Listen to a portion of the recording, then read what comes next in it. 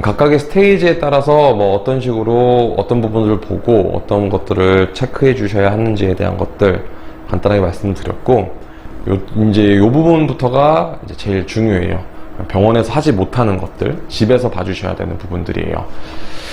첫 번째로는 꼼꼼한 약물 복용.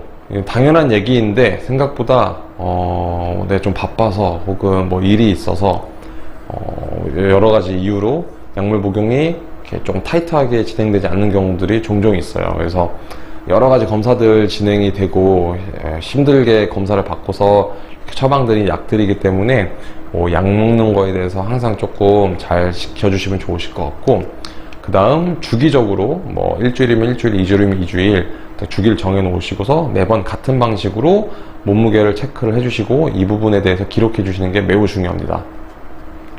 기타 잘 먹고 있는지, 물은 얼마만큼 먹는지, 활동성은 괜찮은지, 좀 떨어지는지 이런 부분들을 계속 관찰을 좀 해주시고요. 그 다음 제일 중요한 호흡수 기록, 호흡수와 관련된 부분 다시 뒤에서 말씀을 드릴 거예요. 이런 데이터들 바탕으로 해서 주기적으로 병원을 방문을 해주시고 검사를 받고 질병을 관리해 나가시길 바랍니다. 호흡수 체크입니다. 이게 아까도 계속 말씀드렸듯이 오늘 제일 중요한 부분이고, 영어로는 SRR 혹은 RRR 해서 자거나 쉬고 있는 상태에서의 호흡수를 의미를 하고, 체크는 뭐 간단해요. 그러니까 자거나 이게 쉴 때이기 때문에 아이들이 보통 누워 있을 것이고, 누워 있는 상태에서 가슴, 박이, 흉곽이 올라갔다가 내려갔다가 하는 그 오르내림으로 올라갔다가 내려갔다가 하는 게 한 번, 호흡 한 번 하는 것으로 보시고 횟수를 체크를 해주시면 됩니다. 보통 30회 이하 정도가 돼야지 안정적이라고 보고요. 하루에 한 번 정도는 체크를 해주시면 좋을 것 같습니다. 다음 이런 식으로 체크를 하셨을 때 호흡수가 만약에 좀 증가했다 하면은 단순히 호흡수가 증가했으니까 갑자기 심장에 문제가 생겼나? 이렇게 볼 수만은 없을 거예요. 다른 순간적으로 호흡수가 좀 증가했을 만한 다른 원인들도 있을 수 있기 때문에 평소보다 호흡수가 증가했더라 라고 한다면은 뭐 짧게는 10분 아니면 1시간 정도 충분한 시간이 지난 이후 다시 한번 체크를 해 보실 필요가 있으시고, 그렇게 했음에도 불구하고 지속적으로 호흡수가 좀 증가한 경향을 띈다 라고 한다면은 빠르게 병원에 방문하셔서 상담을 진행을 하시기 바랍니다. 추가적으로 호흡수 이외에도 체크해 주셨으면 하는 부분들은 식욕, 음수량, 심장병을 앓고 있는 아이 같은 경우 처방약에 대부분 이뇨제가 같이 들어가기 때문에 소변 보는 양이 늘어나고 이것 때문에 물 먹는 양이 늘어나게 됩니다. 때문에 물에 대한 것들, 먹는 거에 대한 것들이 항상 어디서든지 일어날 수 있도록 접근을 용이하게 해주시는 것들이 필요하고요. 호흡수처럼 또 중요한 부분들 중 하나가 점막 색깔입니다.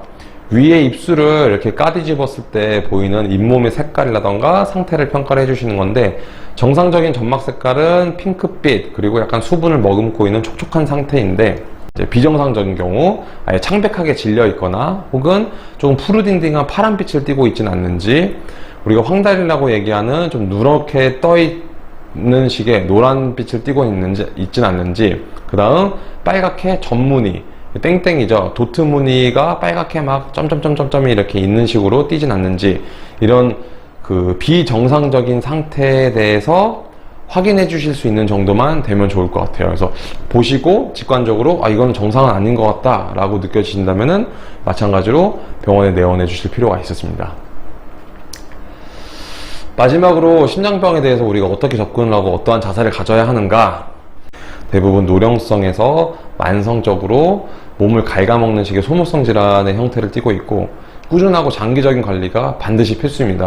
앞서서 증상에서 초기 증상에서 나타날 수 있는 뭐 운동력이 떨어진다거나 조금 잠을 많이 잔다거나 이런 부분들, 그런 거에 대한 관찰해 주시는 것들, 그 다음 뭐 중기 후기로 넘어갔을 때 나타날 수 있는 조금 더 중증의 증상들, 이런 부분들을 조금 잘 캐치를 해 주셔서 질병이 많이 진행이 되고 다른 합병증 같은 것들이 여러 가지가 발생하고 난 이후에 병원에 오는 일이 없도록 좀 조기 발견이 일어날 수 있도록 항상 좀 주의 깊게 관찰해 주시고 그 수치들에 대한 기록도 매우 중요합니다.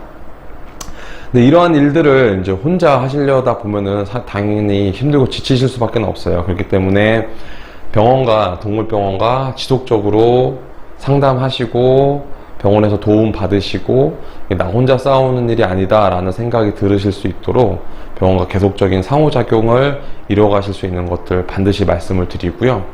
동물병원과 함께, 수의사와 함께 심장병을 앓고 있는 동물들의 관리 목적은, 그리고 우리가 열심히 노력함으로 인해 강아지들이 좀 덜 아프고 조금 더 오래, 그리고 그 기간 동안 아프지 않고 어느 정도의 삶의 질을 유지하면서 살 수 있도록 하기 위한 것들이라는 것을 잊지 않으셨으면 좋겠습니다.